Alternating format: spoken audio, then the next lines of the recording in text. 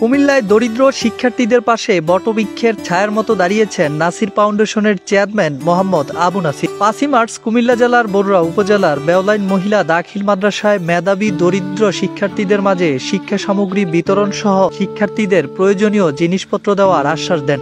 তিনি বলেন, এইভাবে গরিব ও দরিদ্র মানুষের পাশে কাজ করে মানুষের স্বপ্নের প্রধান মাধ্যম হতে চান। সবাইকে আমার সালাম, আসসালামু আলাইকুম। আর আমাদের যে ভবনটা আমি দেখতেছি খুবই নড়বড়ে অবস্থা। ইনশাল্লাহ আমার অর্থায়নে আমি চেষ্টা করবো এই একটা ভবনকে পুনর্নির্মাণ করে দেওয়ার জন্য। সবাই আমার পাশে থাকবেন এবং কি সবাই স্থান থেকে একটু একটু করে এগিয়ে আসবেন।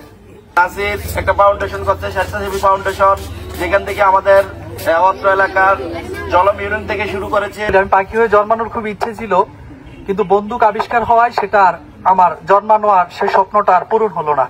তো নাসির ভাই ঠিক সেই মানুষের উপকারের জন্য এমন একটা পাখি হয়ে জন্মানোর ইচ্ছা পোষণ করেছে।